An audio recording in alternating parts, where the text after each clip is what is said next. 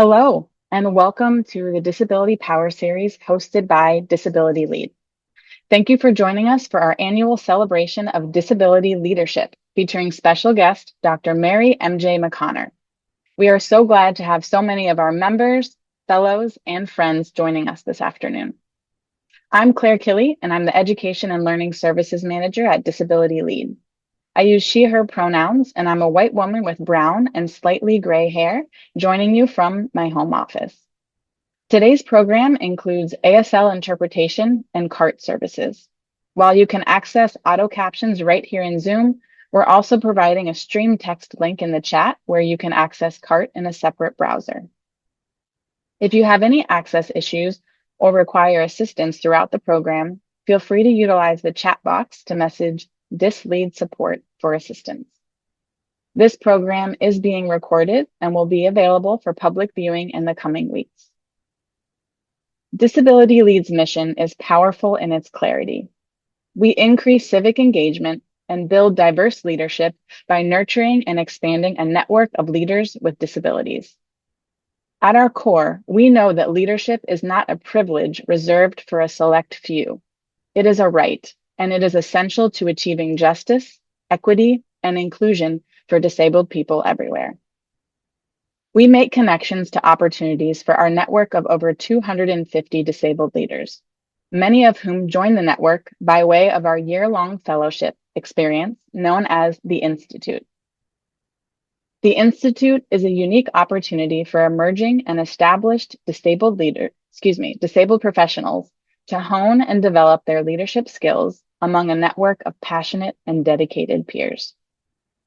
As the manager of the Institute and a former fellow myself, it's an honor for me to get to know and learn from each of our phenomenal fellows each year.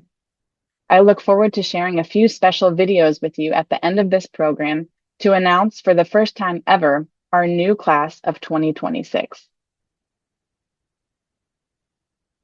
But first, I'm thrilled to take a few moments to celebrate and recognize our current class of 2025 fellows as they officially complete their fellowship and continue on as lifetime members of the Disability Lead Network. All 18 of their images are currently displayed on the screen. This particular 2025 class of fellows worked incredibly hard to strengthen their knowledge, learn from one another, and build community while also seizing on opportunities for civic and professional growth. To help me in acknowledging these tremendous individuals, I'd like to invite Disability Lead member and former fellow Frank Lally to join me on screen. Hi, everyone. Thank you, Claire. So as Claire mentioned, my name is Frank Lally. I go by he, him pronouns. And as an image description, I'm a white male with short black hair wearing a white polo, and I have the blurred Zoom background behind me. And I work on policy at Access Living, and I was a fellow a few years ago, and now I'm a member of the selection committee that selects the fellows. And I'm very honored to give the shout out to the 2025 class. So if you'll join with me in congratulating the following folks, Elena Humphreys, Allie Easton, Christina Gunther, Elizabeth Manderly, Elon Sloan, Guadalupe Pinzon, Ignacio Balcazar, Jasmine S. Deskins, Jess Granger, Jessica Plummer, John Haven, Liliana Schiller, Michael Solomon, Olivia Farrell, Ryan McGraw, Sydney Barta, Tom Drexler, and Will Corcoran. I appreciate the messages going up through the Zoom screen. If you can see those, the claps and the celebrations. So once again, congratulations to the fellows from 2025. I'm really excited to see the impact that you all will continue to make going forward. But right now, I want to turn it back over to Claire. Thank you. Thank you, Frank. Appreciate you being with us, and thanks to all our selection committee members for their support. We will note the larger group later. And congratulations again to the Institute class of 2025. So proud of you all and excited to see what you do next. At this time, I'm pleased to welcome our featured guest, Dr. Mary M.J. McConner, to join me on screen. Welcome. Dr. McConner is a global thought leader specializing in enhancing workplace cultures. With a career dedicated to developing customized professional development programs, she has engaged with and supported professionals from more than 150 countries, empowering leaders and teams to foster innovation, collaborate effectively, and achieve sustainable success. As the founder of Inclusive Excellence Consulting, Dr. McConner partners with organizations worldwide to build collaborative cultures that thrive. A proud member of the hard of hearing and dyslexic communities, she combines lived experience with cutting-edge insights to help leaders navigate complexity with empathy and authenticity. Dr. McConner, we're so pleased to have you. Welcome, and thank you for joining us. Awesome. Thank you so much, Claire. And before I begin, I want to thank the entire Disability Lead team. I think this is a wonderful series that you all are doing. And so I'm super excited to be here with you all today. As Claire mentioned, my name is Mary M.J. McConner. I go by MJ and I use she, her pronouns. And I always joke because a lot of folks say, does the J stand for Jane? It's actually Joy, Joy. So my middle name is Joy. So MJ is the name I grew up with. And what we're going to be talking about today is a topic that I think is really important. We're focusing on emotional intelligence. And as we have the conversation today, I want everyone to think of emotional intelligence like a muscle that can be grown with time, something you can develop. Because I think there's a lot of, misconceptions about either you have it or you don't. Either you're able to communicate a certain way or you can't, or either you're able to connect with people in a certain way or you just don't have it. And that's simply not the case. And one thing that we'll do today too is we'll look at it from a neuro-inclusive lens. And so I will share some of my personal experience as someone who is dyslexic and who's an advocate for folks who are neurodiverse and some of the different things that I know folks may struggle with navigating and how it is indeed possible to build emotional intelligence. So again, I am MJ, and what I'm going to do next is go to the next slide just to give an overview. So on this slide, I have a picture of just a group of people listening in a room, right? But what we're going to talk about is I'm going to first begin by sharing my own personal story. And then we'll talk about what emotional intelligence is, because as I mentioned, there are certain perceptions. There are some who feel that either you have it or you don't, and that's not the case. Like I said, I want us to think of this as a muscle, as something that can be developed. We're also going to talk about the connection between neuro inclusion and emotional intelligence.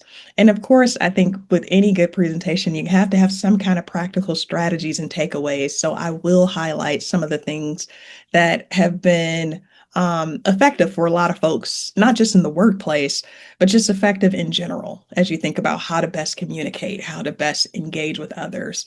And then we'll do a reflection and just focus on some takeaways. So, a little bit about my professional journey. So, I actually wanted to be a psychologist growing up. So, I do have an undergraduate degree in psychology from Grand Valley State University in Michigan. And so that was what I initially wanted to do because I've always had this fascination with how people think and how they behave.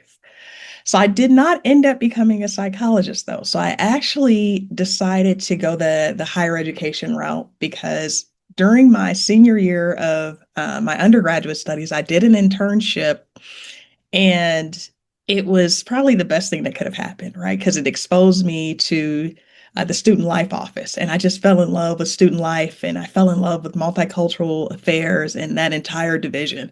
And so I decided to go on to grad school and I got a PhD and then also my master's in educational leadership, higher education focus. So I worked in academia for years. At one point, I used to oversee a multicultural student services office. I did immigration work at one point. And I worked my way all the way up the chain to chief diversity officer. And so I did that for several years and enjoyed the work that I was doing. But I got to a point where I said, you know what? I have enjoyed working in academia, but I feel like there's more that I could be doing. I feel like I've kind of, for some reason, I felt like I reached a bit of a plateau. And so I decided to go out on my own and start a consulting firm. And as you can imagine, not, it was not the easiest journey, right? If you've never had to navigate entrepreneurship and business ownership, I will tell you it is difficult. It is difficult because you have to think about, okay, well, what is my branding? What is my messaging? How do I even begin to start working with different people in different organizations? And so that first year, I really focused on, just building those relationships with different organizations and people around the country to help me kind of get started. And I will say it is the best thing that could have happened to me. Even though it was scary taking that leap as a consultant and full-time entrepreneur, it has been so rewarding and eye-opening because now I get to work with people, not just, college students and professors, but I actually get to work with people from all walks of life, from all backgrounds. And so I have enjoyed it very much. And I think one of the things that I enjoy most about it is because now I get to work with people in different sectors. As I mentioned, I was only working primarily in education, but now I get to work with folks who work in nonprofit space, who work in corporations, and who work in education and government. And what I found is that sometimes we assume that depending on the sector we're in or depending what we do, that, you have to behave and interact a certain way. Whereas usually I find that a lot of, when we talk about emotional intelligence, a lot of it transfers to different sectors, whether you're working in government or nonprofit or whatever it may be. And then also a lot of it is applicable outside of the workplace. It's not just the workplace. And so that's why I want to kind of demystify some of the misconceptions around emotional intelligence, what it is, and what it isn't, and how we can build that muscle. So I talked about my professional journey. I want to talk a little bit about a different part of my story, though. And this is deeply personal. And I think it's important for us to recognize that individuals' lived experiences absolutely shape how they experience the world around them. And it can actually um, directly tie into how we engage with others and how we interact, how we see the world. So on this particular slide, it's an image of me wearing a black shirt that says dyslexics on it with a fist. So it's like this proud dyslexic woman, right? And I want to read some of the different things I heard growing up as someone who is dyslexic. So the first one, we have to pray for your healing. Now, anybody who understands neurodiversity knows that it's not something that can necessarily be healed. You can't pray away neurodivergence, right? Another thing I heard growing up, hopefully she'll grow out of it. Another one, why won't you just read the instruction manual? Right? So if you are dyslexic or if you know someone who is dyslexic, you know that sometimes it can take much longer to read written materials as opposed to, let's say, watching a movie or not watching a movie, but watching a video with instructions, right? But this is something that I did here at one point. Another thing, kids nowadays are lazy.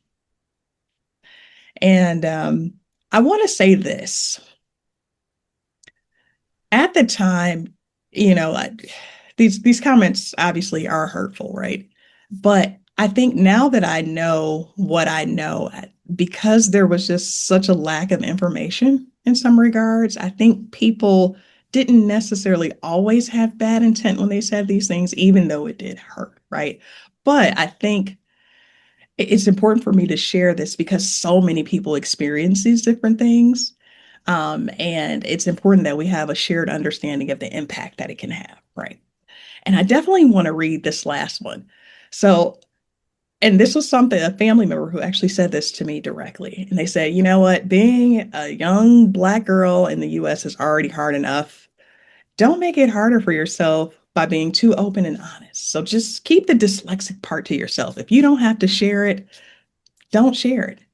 Right. And so I grew up in some ways with this notion that, this is a part of my identity that I should keep to myself. So, in order for me to be successful in life, in order for me to be successful in the workplace, this is something that I probably should hold close to my chest. I should not reveal it, except to the human resources department so that I can get an accommodation. Right. But it's interesting because something changed in me, and I'll tell you what it was. And it was actually, once I became a director of multicultural student services. So I had already been in the workforce for a long time. And I finally reached this place where I said, you know what? Who I am and how I show up is important. And I should not have to hide any part of my particular being in order to make others comfortable or in order to avoid judgment. And what's really interesting is what really shifted in me is because of my students. And I don't know if it's because of like generational gap, or just differences in how we perceive disability and how we perceive neurodivergence. But I would overhear conversations from my students and they'd be like, oh yeah, I'm good. No, I have an accommodation for that. I get time and a half on the exam. Or I would hear another student say, like, oh no, I get to take my test in a quiet workspace so I can actually focus. And it was so liberating and empowering to hear these young people who did not feel any shame or guilt about who they were, right? There was this sense of self-awareness of, this is who I am, this is how I show up. All of this affects how I engage with others, and I recognize that. It affects how I process information, how I think, how I engage. And there was no shame. There was no seeing it as a weakness. So it really did help me become more confident in who I am and helping others to embrace their different unique identities as well. So that's a little bit about my story. On the screen here, there's a picture. It says, just be your beautiful self. And so I always encourage everyone as you think about who you are, how you show up, just know that there is beauty in it. All of us are different and unique. Nobody is the exact same. And I think that's for a reason. I think we all bring something unique to the world. And so that's why I do what I do. So on the screen, it says, my journey has led me on a path of embracing my dyslexic thinking and advocating for neuro-inclusive workplace environments. So that's a bit about me and my background and how I have come into this work. And now what I want to do is I want to shift gears and start talking about emotional intelligence. Emotional intelligence is really important. Uh-oh, I think I'm going to fix this really quickly. There we go. I'm sharing two screens. So if you see me navigating back and forth, that's the reason why. But emotional intelligence is really important, right? Because it does have a direct impact on how we communicate. It has a direct impact on how we collaborate with others. It builds trust in the workplace. And when you think about navigating stress and conflict, oftentimes emotional intelligence is going to have a direct impact on how we respond and engage with others. Um, as I mentioned, I work with different organizations around the nation and around the world, actually. And what I have found is that when it comes to conflict and misunderstanding, usually communication is the reason why. So there's some form of like a breakdown in miscommunication that results in folks not fully understanding how to process someone's tone or the assumptions that are made. And that's why I think emotional intelligence is so important because it really can help us regulate and understand how to engage. I am trying to do something really quickly, sorry, because I see Okay, there we go. I was just trying to make some adjustments on my end. I'm moving down the end because right now what I see is okay. There we go. That's the thing about navigating two screen. If any of you navigate multiple screens, you know sometimes like you're doing one thing on one screen and then the other one is doing something else. So sorry about that. Um, but emotional intelligence really can help as it pertains to communication in particular. And when you think about the collaboration piece, there are some jobs where maybe you don't have to collaborate as much, or there might be different things that you do even outside of work. Let's say you're a part of an organization or you're a part of, just something in the community. Usually, collaboration is going to be really important. How we engage and interact with each other is always going to be something that affects outcomes a lot of times. Trust is always going to be a big one too. And then that last one, navigating stress and conflict. So we'll get into each of these just a little bit. So this is what I want to do now. I want to talk about what emotional intelligence actually is. So emotional intelligence is how we manage responses, how we recognize emotions in others, and how we communicate across differences. So, for that first one, as we think about how we manage responses, it doesn't mean suppressing emotions. And, it's easy to say, well, in order to respond to this effectively, I have to completely suppress how I'm feeling in this moment. I can't express how I feel. And that's actually not the case. When you manage your response, you're simply thinking, before I respond to this, let me be conscious of how I respond to it, right? And it's really important to recognize emotions in others. One of my favorite books, and I use this quote later in the presentation, but one of my favorite books is Seven Habits of Highly Effective People by Stephen Covey. And there is one particular habit, habit number 5, where he talks about seeking to understand. And I think this is probably one of the most important aspects of communicating effectively. So sometimes before we respond in a situation, it's really important for us to think about how we recognize the emotions in others or how we recognize what another person is feeling, right? So you may notice patterns, you may notice certain, just maybe person may be closed off. So this is where curiosity becomes really important. And you think about, okay, how do I seek to understand this person's experience? Because we can't always rely just on body language alone. And I think that is a common misconception with emotional intelligence that in order to be, have a high intelligence emotionally, you have to be able to read body language and you have to be able to understand every cue.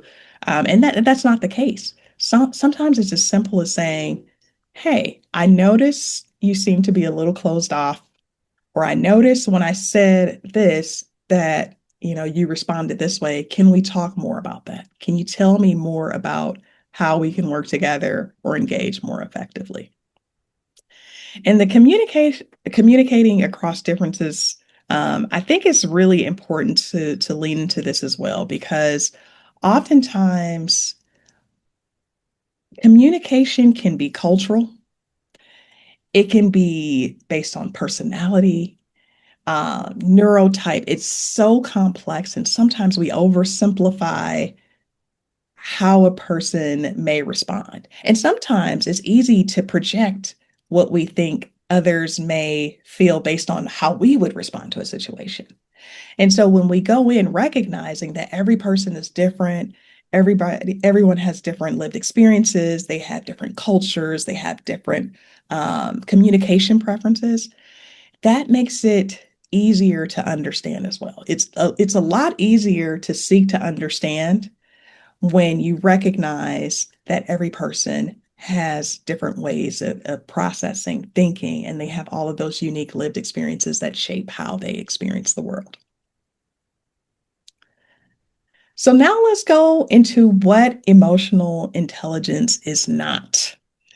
It is not mind reading. EI is not mind reading. We cannot assume, um, what another person is feeling, in every situation. Now, I mean, there are moments where it may be obvious, okay, this person is feeling discomfort, like if they back away, or this person is feeling happy and excited if they're smiling. But there are going to be some moments where you may not necessarily know exactly how a person perceives something, which is why it's so important to have that open communication and to be able to ask and to seek more information. Another thing too, emotional intelligence it's not about hiding emotions or pretending to be someone you're not. As someone who personally, I did wear a mask, or I masked the majority of my career. Um, I'll tell you, it's exhausting.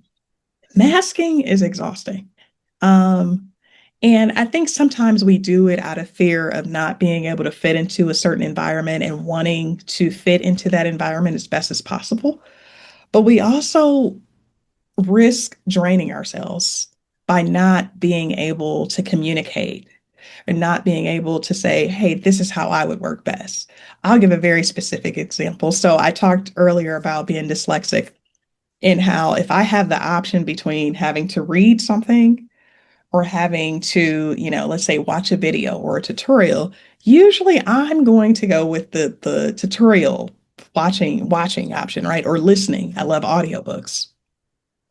And there were moments at work where I would be inundated with paperwork and, it's like, oh, read this report. Okay, we have another report. This just got published and read this. And I'm just like, oh, because I never shared, hey, it would be more helpful if I can get like a Cliff Notes version of this and then we can talk about it instead of me having to read a 50-page report, by the end of the workday tomorrow. And so that's why I say, it's important for us to recognize that there are some folks who, if we don't create that space for them to be open, for them to talk openly about their communication preferences, they may feel the need to mask. And that's what we don't want. We don't want people to feel like they have to hide a certain part of their identity in order to thrive in a particular situation. Another thing, emotional intelligence is not extroversion. And there's a common misconception that in order to have high IQ, you have to be extroverted.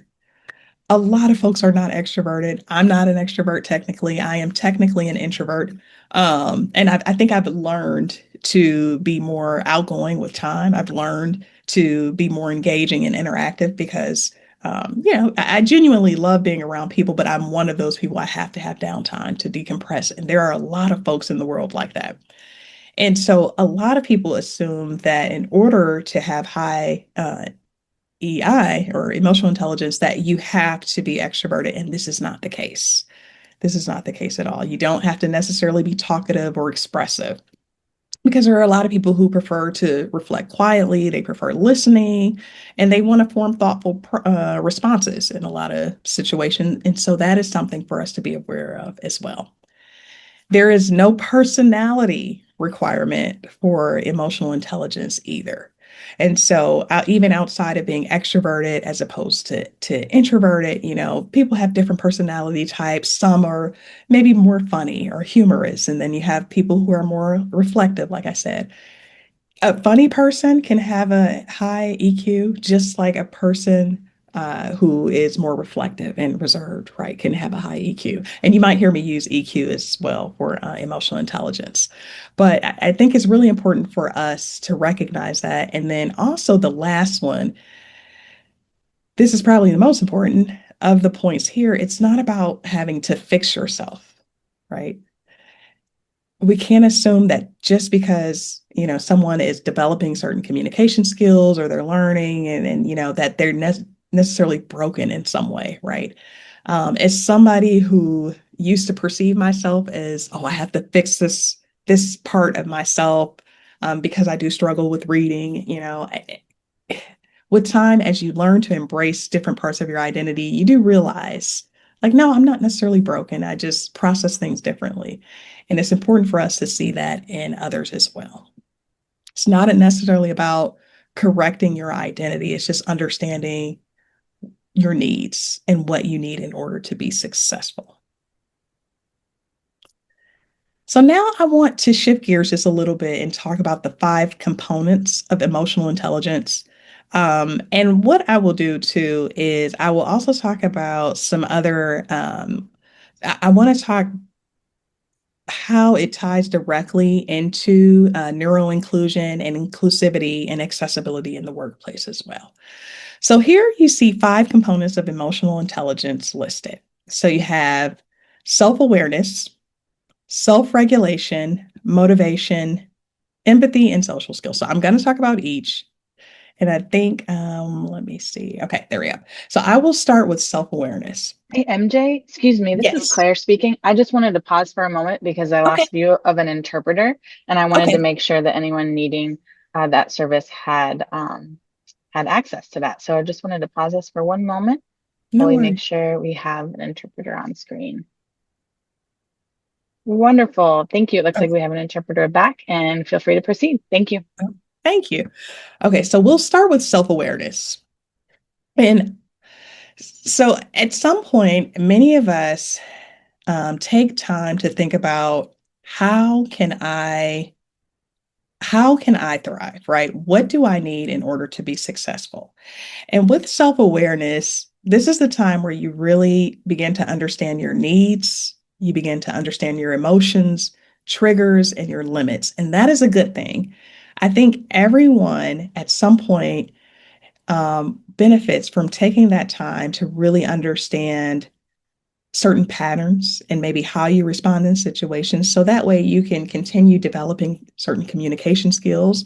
You can figure out what works well, and also you can understand what works best for you.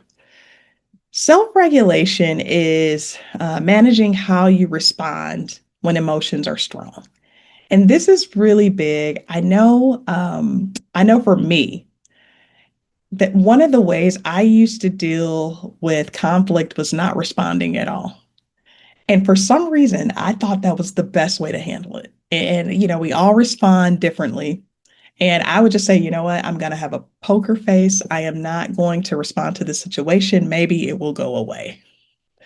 And we know in reality, it does not go away. I've had colleagues who maybe they have stronger emotional responses. They're a little bit louder, more verbal about it. And there's not necessarily, I want to say this. I never want to say that someone is wrong for how they process an emotion. Right? None of us are wrong. Like we have the right to feel how we feel in that moment. But we want to be mindful of how we respond to it. And so this is really, really an important aspect of emotional intelligence, right? So creating that space between feeling and action, how I feel and how I respond. Also, motivation is another important aspect of emotional intelligence. So, understanding what drives you and gives you purpose, staying engaged even when things are difficult, which can be hard at times. Empathy. So, empathy essentially is the core of seeking to understand. Going back to the Stephen Covey reference that I made. And so, recognizing that people express emotions and people communicate differently.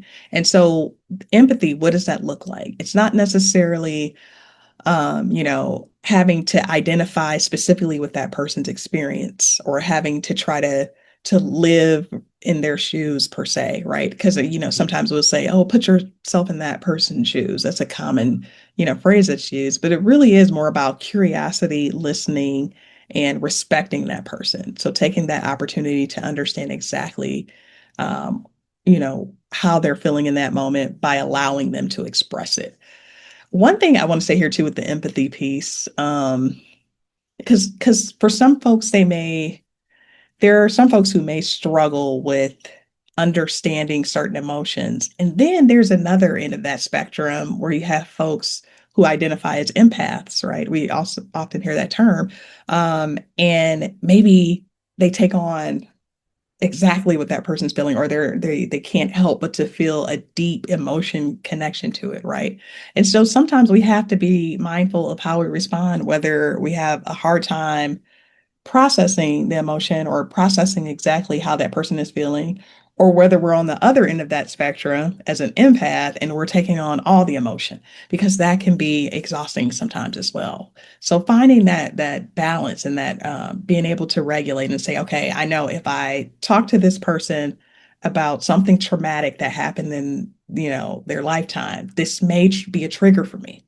And it's okay for me to say, you know what, while I empathize with what you're going through, for me, this is a little bit, it's hard to discuss this. And it's okay for you to verbalize that and say, this is something that I have a hard time discussing, right? Because of my own experience. And that's where the communication piece, like I said, communication is usually going to be the solution for a lot of this and how we communicate it. And then the last one is social skills. So navigating interactions and relationships and thinking about how we communicate. Social skills do not require being outgoing. And I cannot emphasize that enough. And that goes back to the extroversion piece.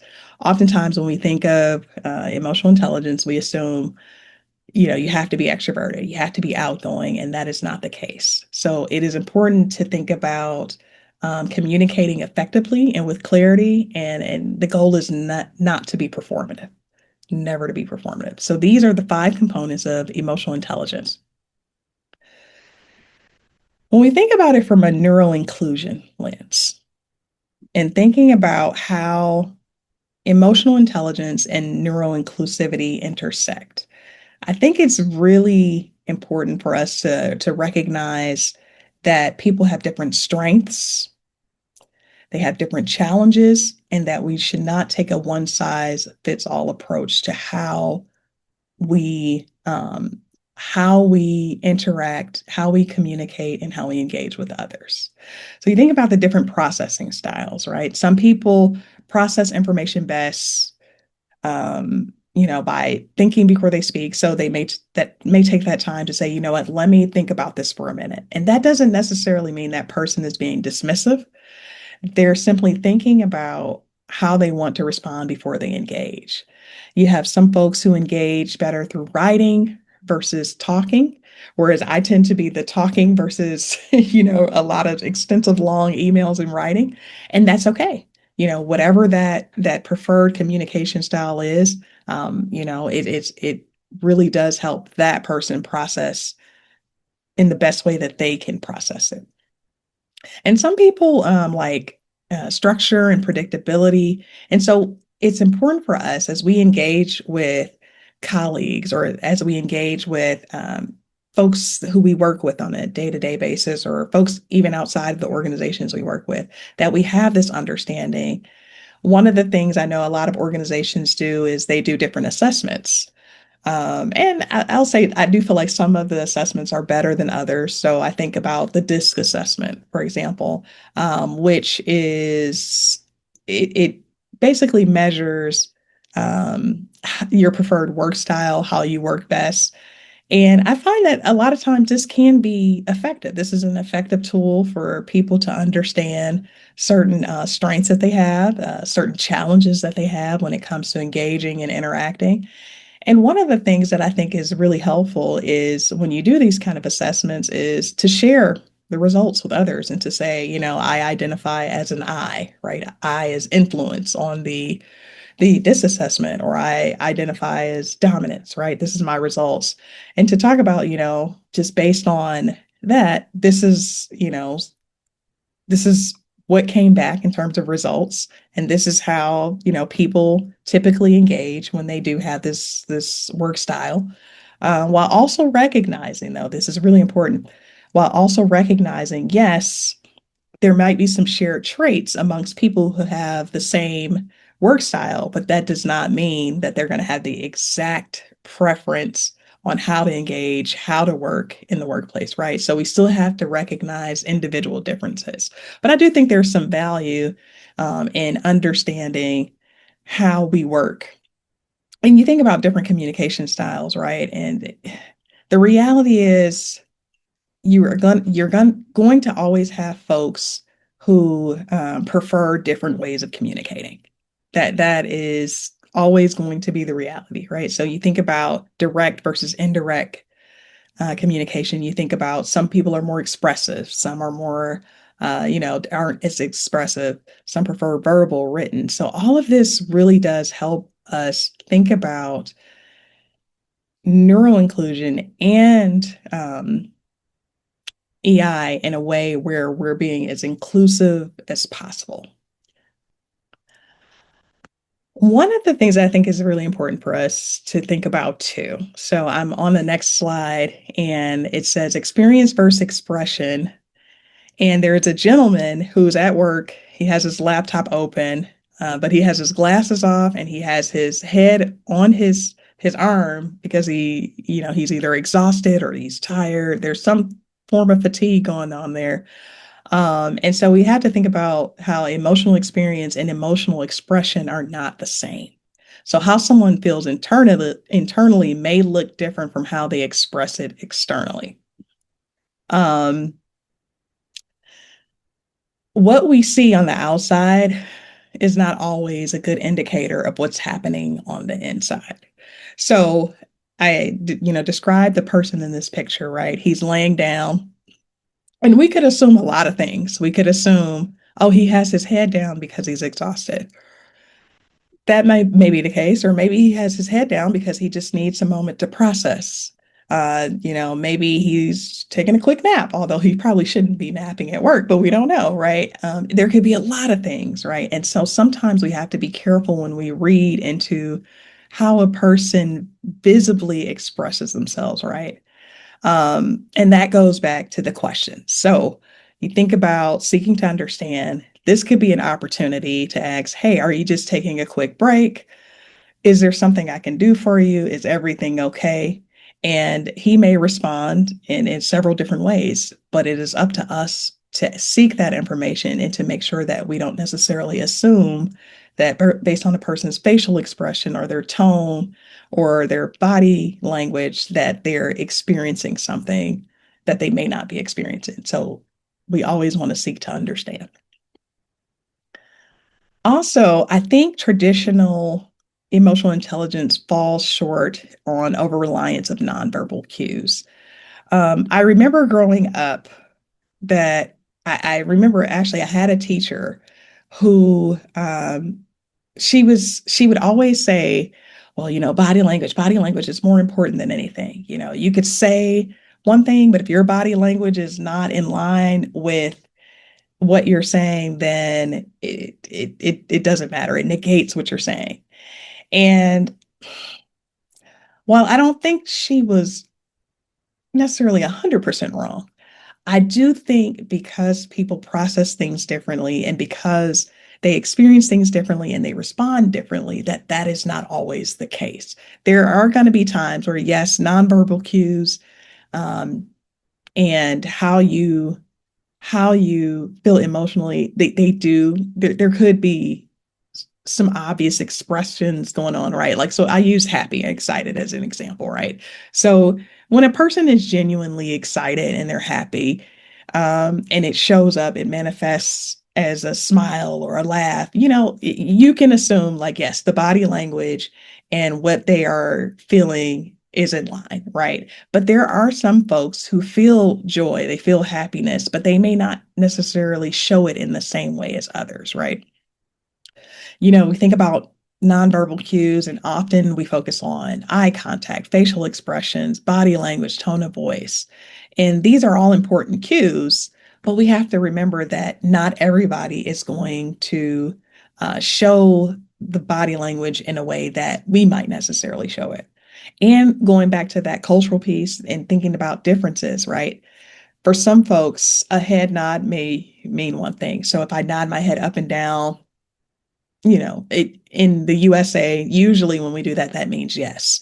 Whereas if I did that same expression to someone else from a different culture, it may not necessarily have the same meaning.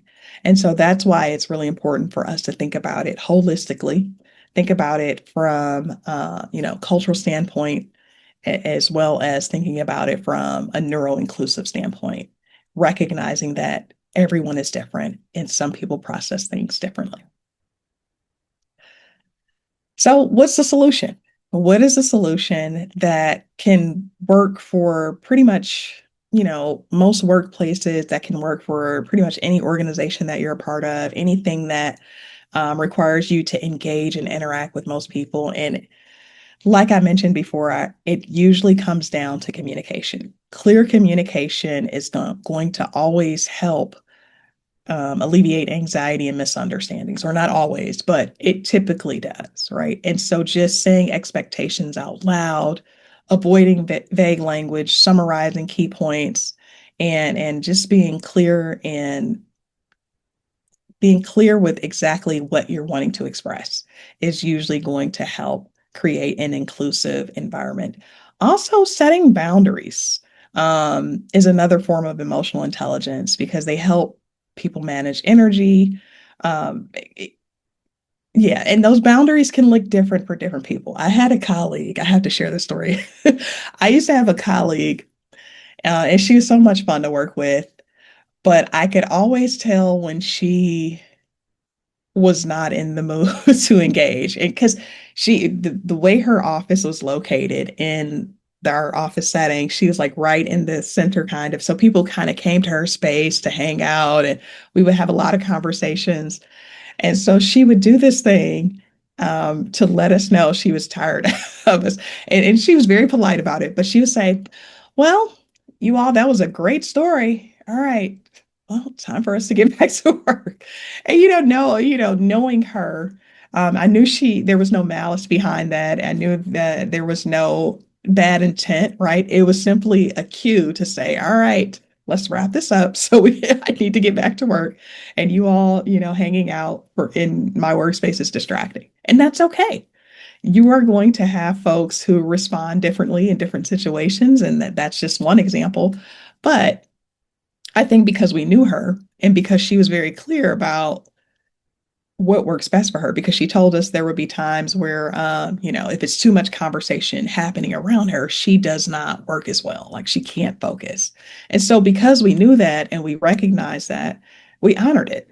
And I think, we have to think about how do we honor folks' boundaries as well when we think about emotional intelligence. Not only how we honor others' boundaries, but how we make sure that people understand our boundaries as well. It's always important. And then lastly, thinking about multiple ways to engage. What I have seen in a lot of workplaces amongst different organizations that I work with is that if you don't communicate this early on, a lot of conflict can happen. If you don't talk about if you don't talk about preferences in ways of engaging, then usually that's where the breakdown happens. And I can give a really specific example here. So I actually just facilitated a workshop, and we had one person say, "Yeah, I don't understand why she just couldn't pick up the phone and call me to let me know how she was feeling. Like, why did she send that via text?" And the person responded, "Well, I felt more comfortable sending it via text because that's just how I prefer to communicate."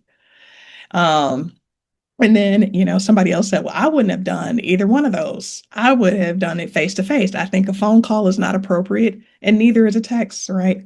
And so here I'm watching this play out in front of me. And what happens is that we see there's differences in expectations. And you have folks who are projecting based on how they would want someone to communicate with them. But we use that as an opportunity to say, okay, we know that there are different communication styles. We know people have different ways of processing things. So now that we recognize that about our colleagues, can we use this as an opportunity to engage with folks the way they prefer to be engaged with? And it totally changed the tone, right? And so people began to realize, like, yeah, okay, well, if she prefers a text message, then I can send a text message. Or if she prefers a phone call, then I can call, or face to face, right? And so we want to be mindful of that whenever we're talking about inclusivity as it relates to emotional intelligence. So here's some things that I have done over the years. These are some things that have been considered best practice, and I know a lot of people utilize this to strengthen their own self-awareness. Because if we go back a few slides and It's actually the very first one. When you think about the five components of emotional intelligence, self-awareness is number one. And it's number one for a reason, because a lot of how we show up and how we engage usually is going to start with self. And I want to challenge everyone when you think about things that you want to improve, whether it's I want to improve how I interact, how I communicate, I want you to do that without any self judgment, because sometimes we can be our own biggest critics. We can say, "Oh, if only I was funny, if only I could work the room, if only I could tell jokes like this person, or if only I could engage in a certain way, then, I'd be so much further along," right? I want us to show ourselves grace. And I want us to go back to that comment that I made earlier about treating emotional intelligence like a muscle, right? You have to learn with time how to pay attention to how you feel, how you think. You learn with time the different things that you need. And it's okay to verbalize those things and to think about it regularly, to think about, okay, what can I do differently? How can I become better? How can I advocate for myself best? That can look a lot of different ways how you do that, whether it's, you know, just personal reflection, or whether you talk about it with someone else. You can track patterns. I know some people do track patterns of, okay, this is what went well, when I facilitated this particular session. We had a lot of folks respond a certain way, and they take note of what went well and something that they can do again, right? But self-awareness is always going to be an important aspect of emotional intelligence. Another one too, as you think about emotional intelligence in regulating emotions under stress, it is important for us to recognize that stress is a normal part of life. It's not going anywhere. Like, it'll always be here.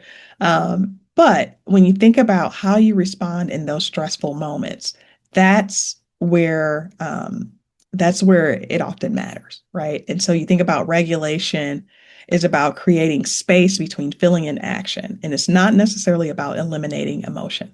So it's okay to pause, to ground yourself, and to name those emotions.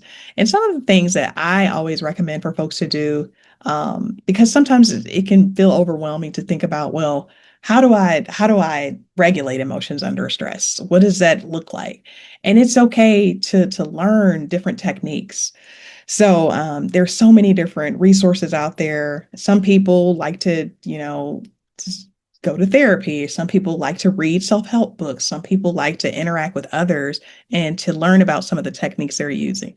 There is no one size fits all approach to any of this, right?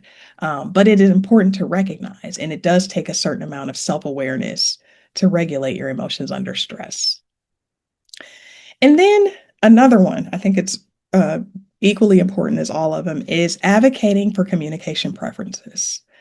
This is probably, I would say, and I know you all can rank these how you want to, but I would say after self-awareness, this is probably the second most important aspect of emotional intelligence, is the communication piece. So, as you think about self-awareness, I want you to think about how you receive information best. How do you typically express yourself in certain situations? What creates confusion? What overwhelms you?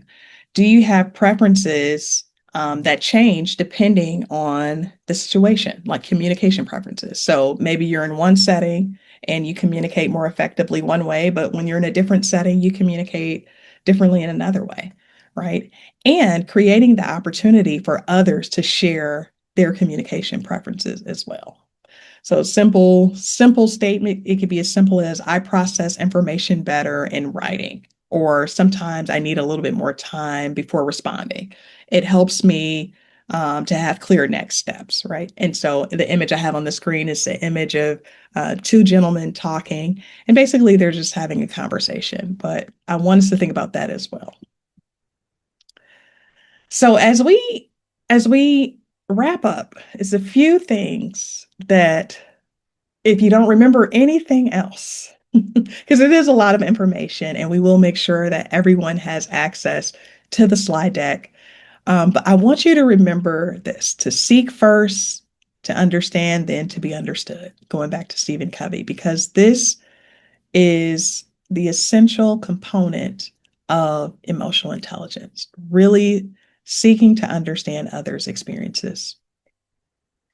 And navigating differences and conflict often requires that. Some practical tools that I have used that I know others use in the workplace, and not just the workplace, but just in general, that have helped and have been effective. The first one is to separate intent from impact. So, intent is what someone meant to do, impact is how it landed. I know there are going to be times where it's hard to separate, especially depending on the tone that was used, but both can be true at the same time, right? Someone may have intended for something to be said a certain way, and you can receive it a certain way, right? And this is where the open communication comes in handy. And this is where it's really important. So, asking questions and say, when you said that, I felt that, you were saying it this way. Is this what you meant? Always seek to understand by asking questions because it really does help clarify meaning and expectations. Use I statements, which is also something that I have found to be really effective. Um, I don't know if anybody has, well, I'm sure we have lots of folks who are, in relationships, and you have certain friendships, just even thinking about, siblings and stuff like that.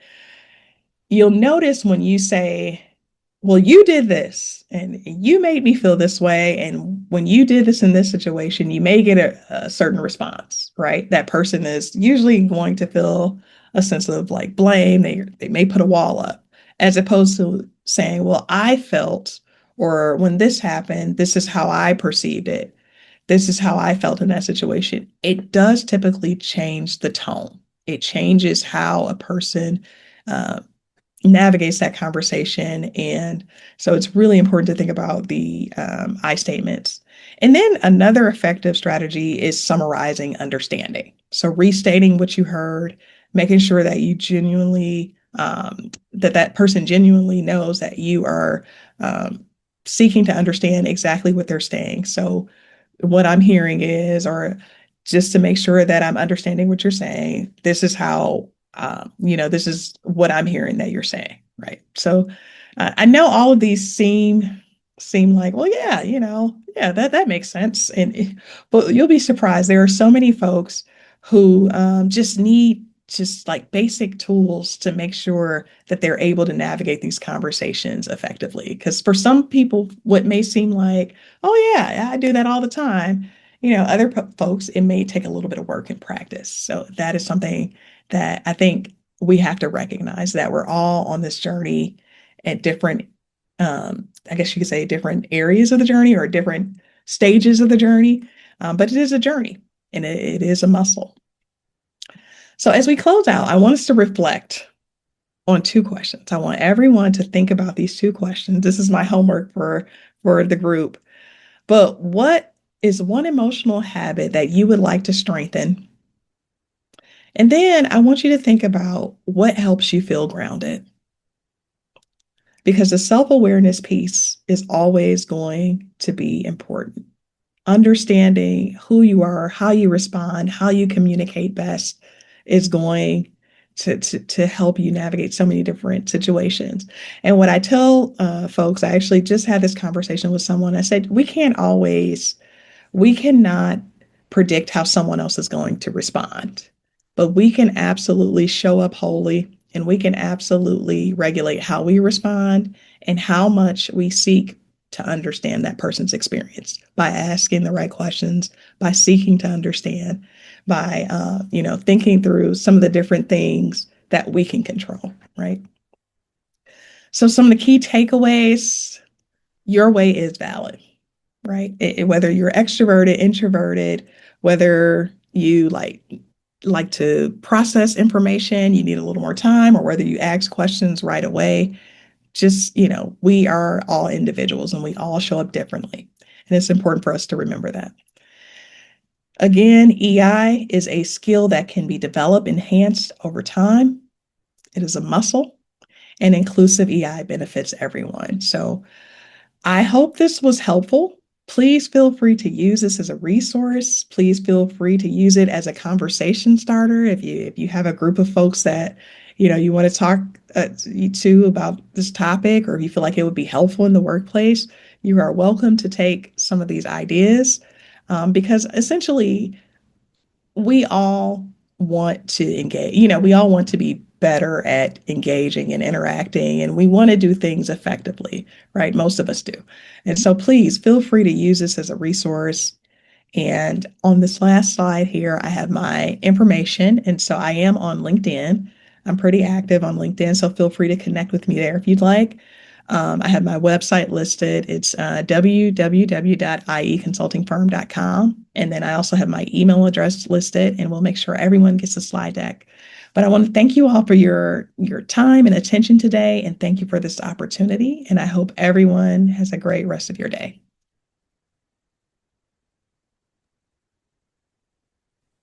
Hello, this is Claire speaking again.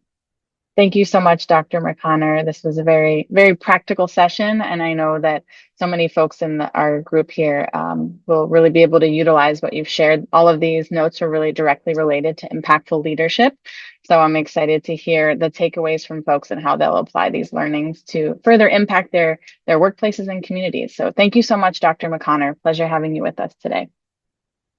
I hope that you all will stay with us for the remainder of the program for some very special announcements here in just a second. At this time, I am absolutely thrilled to officially announce our newest Disability Lead Fellows. This is a monumental year for Disability Lead.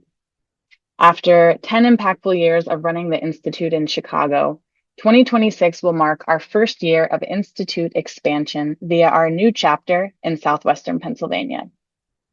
For the first time ever, we have 2 Institute cohorts, and I'm proud to share that we've accepted 37 new fellows across the 2 regions. We've done so with the help of our outstanding selection committee members representing both Chicago and Southwestern Pennsylvania. I'd like to take a moment to thank each of them now for their commitment. Many thanks to Richard Costas, Eli Brotman, Matthew Berwick, Joni Friedman, TJ Gordon, Brian Hayburn, Whitney Hill, Chaz Kellum, Frank Lally, and Catherine Samuel. And without further ado, we're going to pull up the video now, and we'll begin with announcing our new Chicago class of fellows with the following video. I'll give just a moment for us to get that pulled up. Congratulations to these incredible 2026 Institute Fellows of Chicago.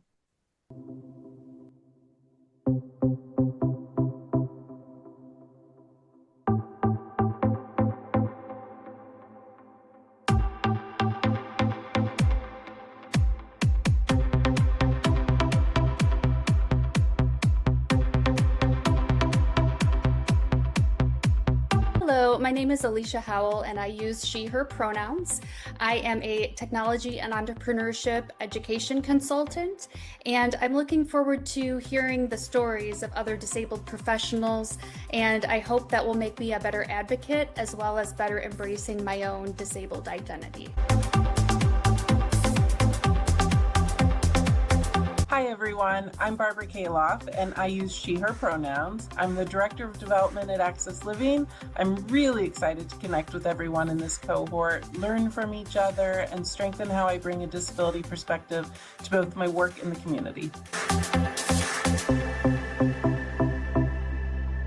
I'm Blair Findley. I use she, her pronouns, and I'm the Community Fundraising Manager at Erica's Lighthouse. I can't wait to grow as a leader and advocate for inclusive leadership.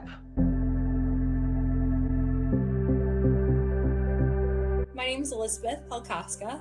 I use she, hers pronouns. I am an Associate Disability Officer with the City of Chicago. I hope to gain a community of leaders to network with and create change with, not only in the City of Chicago, but everywhere we go.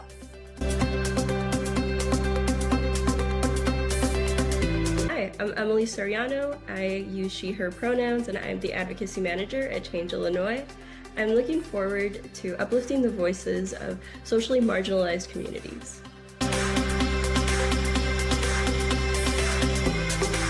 everyone, my name is Esther Gutierrez and I use she, her, AI pronouns. I work as a senior policy analyst here at the Mayor's Office for People with Disabilities. And one thing I am looking forward to is being in a community with people passionate about the disability community.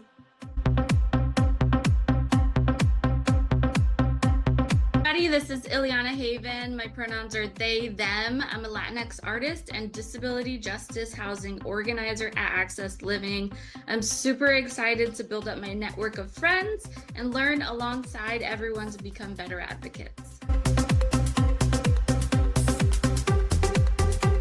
I'm Jen Jones and I use she, her pronouns. I'm the operations manager at Disability Lead. I'm honored to join this community and I'm excited to continue growing in my disability identity while connecting with other leaders.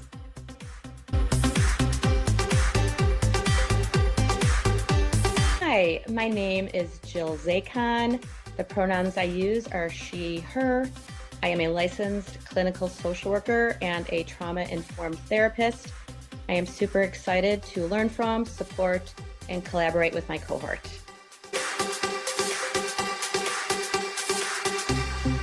Hey, my name is Josh Friedberg. I use he, him pronouns, and I'm a writing consultant, an author, and speaker. And I look forward to using this fellowship to help make my leadership more group-centered.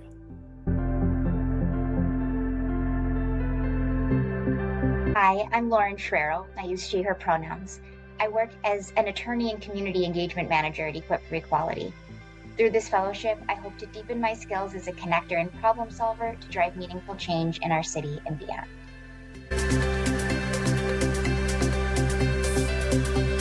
Hi, I'm Marilee Ralph, and I use they, them pronouns. I'm an urban planner, organizer, and writer. I'm excited to build community and cross-disability solidarity with this amazing group of fellows. I'm Matt Bodette, he, him pronouns. I am the director and founder of the Center for Mad Culture, and what I'm really looking forward to is hearing and connecting with the way that others dream about their collective futures.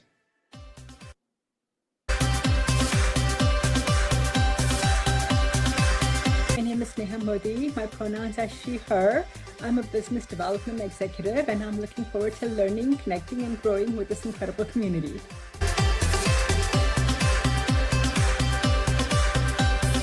Hello everyone, I am Nina Addison. I go by she, her pronouns.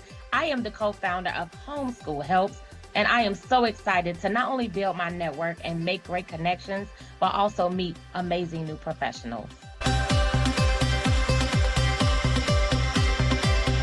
My name is Phyllis Hampton, and I use she, her pronouns.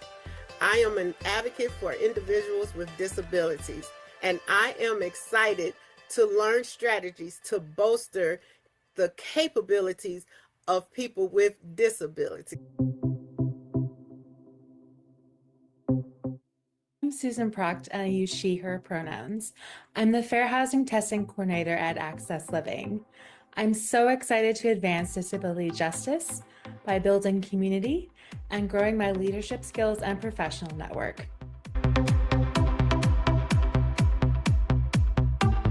Hi, I'm Terry Bates. My pronouns are she, hers. I'm an advocate for disability rights.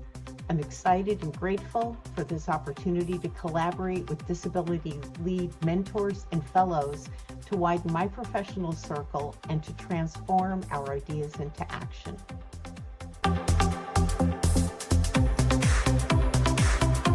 Hi, my name is Vatana Dunn. I use she, her pronouns.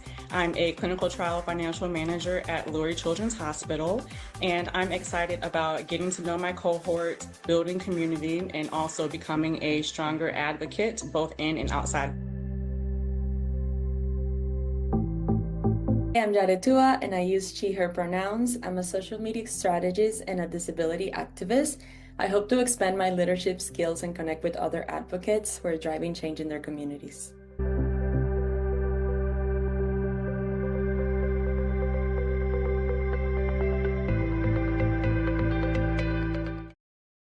Hello, this is Claire speaking again. I'm seeing lots of support and excitement rolling in from our audience. This is a Super exciting time. It's hard not to smile just watching these videos and seeing these fabulous new folks who are joining the ranks here.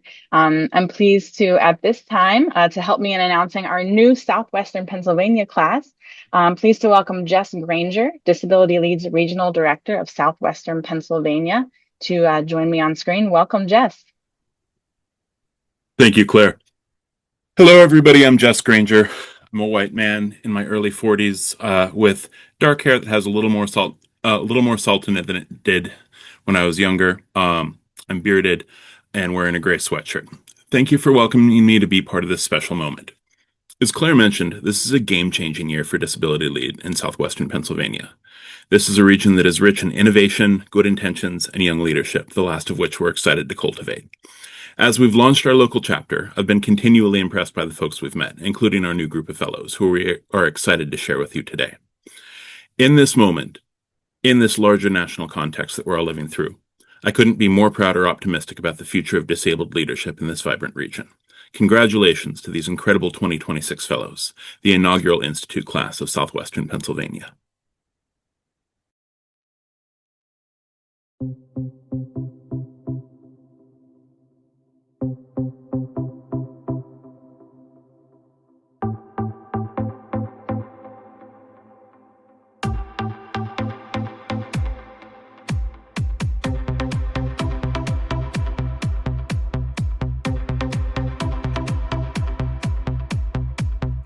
I'm Alicia Washington, and I use she, her pronouns. I'm an artist, advocate, and community connector. I'm excited to expand my network and bring some of my ideas to life that center disability justice and community healing in Pittsburgh and beyond.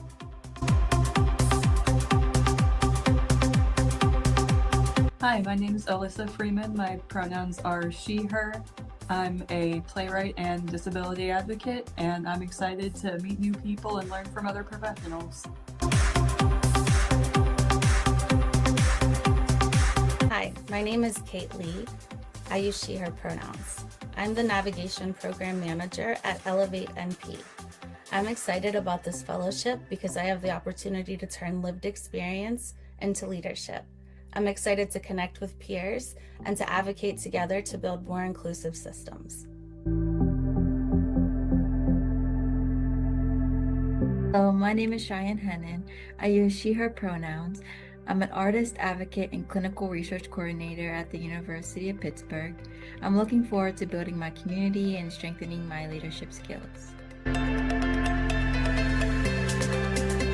Hi, my name is Claire Sanita. I use she, her pronouns, and I'm the president of Next Step Pittsburgh. I'm really looking forward to participating in the Institute to meet others with similar lived experiences and learn from them about how they manage their leadership roles and their disability. Hi, I'm Connor Griffin, they, he pronouns. I'm a college coach with Evolve Coaching, and I'm hoping to learn how to build new bridges and be a better advocate.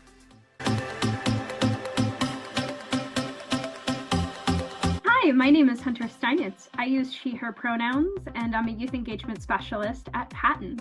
I'm super excited to connect with other members of the cohort and to expand my background in connecting disability inclusion with religious communities.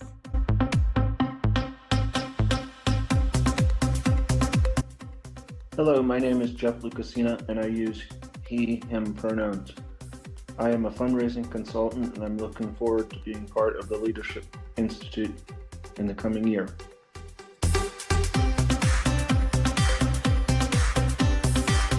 Hi, I'm Joe Wise, and I use he, him pronouns. I'm a talent acquisition partner at Giant Eagle. I look forward to expanding my network, meeting new people, and collaborating with colleagues, while strengthening my advocacy skills and gaining more experience in civic engagement. Hi, my name's Josh Larkin, and I use he, him pronouns. I'm a communications advisor with PNC Bank. I'm excited to learn from other disabled leaders and work together to affect meaningful change for our region and all of its disabled residents. Hello, my name is Justin Tapp, and I use he, they pronouns, and I'm a licensed social worker. And I'm looking forward to connecting with everyone and contributing to this fellowship. Hi, I'm Katie Rose. My pronouns are they, them.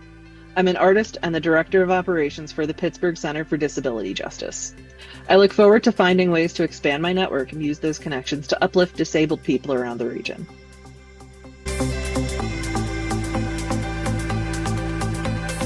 Hi, my name is Libby Powers.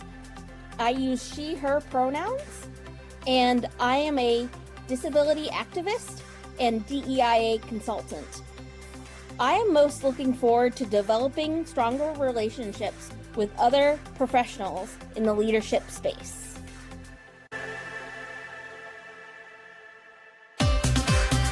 Hello, my name is Matt Kalechi, and I use the pronoun he, him.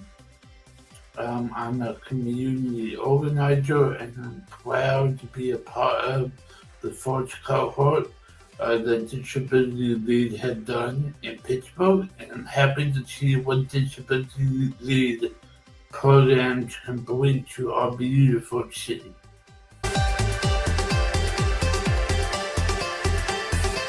Hi, my name is Nyota Robinson. I use she, her pronouns. I am a professional writer and a national disability advocate. I am so excited to be in this year's cohort to learn more ways to expand public policy for people with disabilities.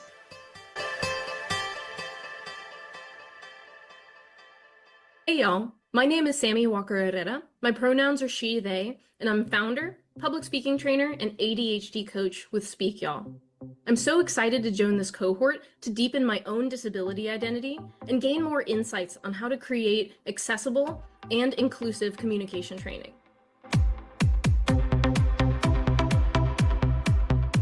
Hello everybody, I am Sean Spence. I use he, him pronouns. I am the head of the career development at Lights Camera Access.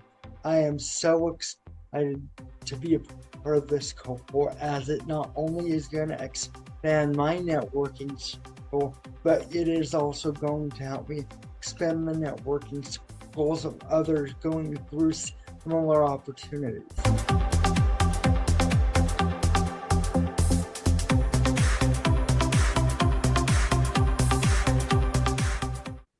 This is Claire speaking again. A lot of celebration again pouring in from the audience. Very, very exciting day for Disability Lead, for our new fellows, for our member network, for Chicago and Southwestern Pennsylvania. Thank you for sharing in our celebration today of disability leadership. What a wonderful way to end the year. So many exciting things to come. Please consider supporting our work and programs like the Institute and today's webinar by making an end-of-year donation via our website or by using the donation link in the chat. As we wrap today's program and celebration, we want to send a message to our current and new class of positive disruptors. Please know that your disruption, which is really your ability to question how things are done, innovate, lead the charge, and create something entirely new, is needed. It's how our communities will evolve to be more equitable. It's how businesses will grow and survive. Your voice, rooted in this positive disruption, is needed and it is valuable. With that, thank you all for joining, and please join us in 2026 for our third annual Disability Leadership Summit. You can check out our incredible lineup and catch early bird registration deals now via the link in the chat. And before we go, please take a moment to complete our program feedback survey found in the chat, which will also pop up on your screen when the webinar closes. Until next time, wishing you all a peaceful new year, and thank you for being with us. Have a wonderful afternoon.